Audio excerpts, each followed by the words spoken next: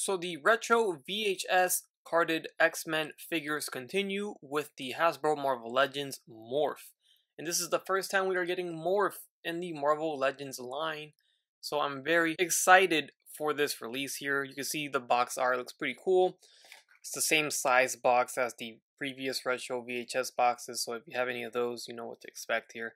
Here's the side art, and then on the back side, we do get a render of the figure along with a read-up on the back side there. And you can go ahead and pause the video here if you wish to read it. So Morph comes in sporting a modified Vulcan body mold. So this is why this figure feels and looks so nice in person, in hand. So he's got some modified legs here because they, of course, gave him the straps that are molded on instead of those loose straps that kept falling on our Cyclops a couple years back.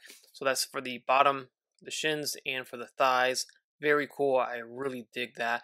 And then he's got the Vulcan torso as well.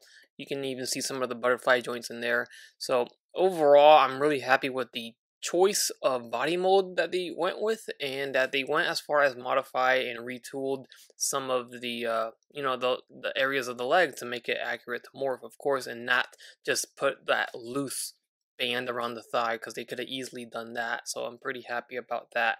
So overall, he looks great out of the box. He doesn't come with much though, so I'm a little bummed out about that. You can see him right now with a set of fist coming out of the box, and he comes with an alternate set of open hands, so you don't have to just have him with the fist at all times.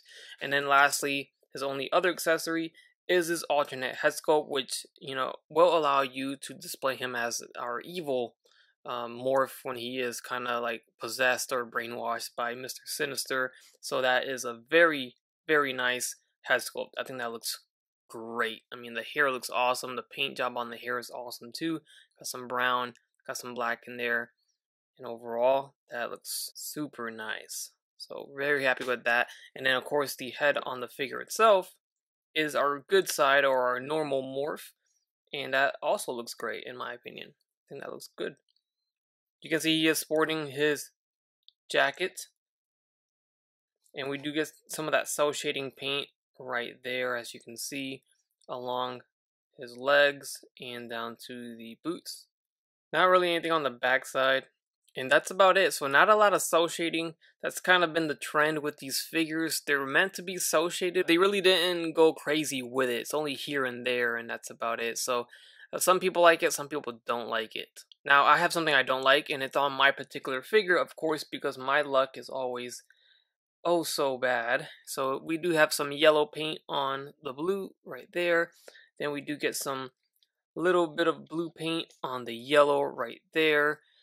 So a little bit of some messy QC issues, and that's been something that I've been dealing with. Just my terrible luck with these figures lately, and especially with the retro VHS box figures.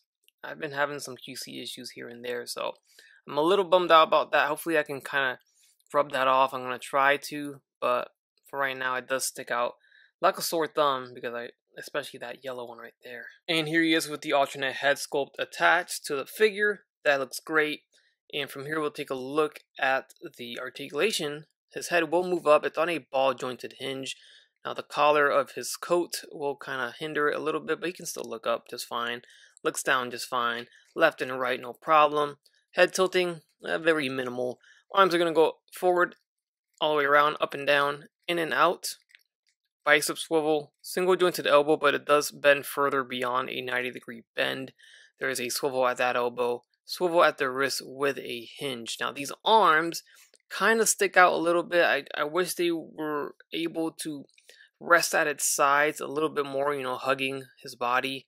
But this is about as far as it goes. I wish he could do this, But unfortunately, it's not the worst I've seen. We definitely seen worse, aka the Nick Fury from many years back.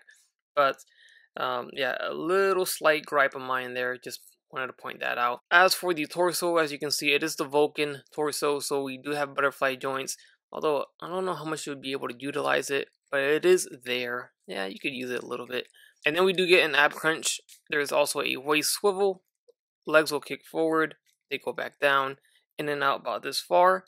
We have thigh swivels. So nice. Hidden right here along the strap. There's also a boot cut shin swivel. double jointed knees. Then we get an ankle hinge and an ankle rocker at the foot. Alright, so here he is next to Mr. Sinister and Jubilee from the VHS cel shaded line as well. And you can see how well they look next to each other. Height-wise, you see Jubilee is the shortest, then we got Morph in the middle there, a little bit taller than her, but shorter than Mr. Sinister. Again, here you can really see a little annoyance with his arms being stuck out like that. Just looks a little silly to me, and looking at it from a distance like this, compared to other figures, I can really see it. And then here you're able to see him next to Storm and Wolverine from the VHS retro carded wave as well. These are all cel shaded, and they are meant to go together. They do look good together, I must say. And here's a quick side-by-side with the Cyclops from the Love Triangle 3-pack. This is the one with, of course, the jacket on. And it is the same jacket, sculpt, mold, whatever you want to call it. It's the same exact arms and, of course, overlay for the torso.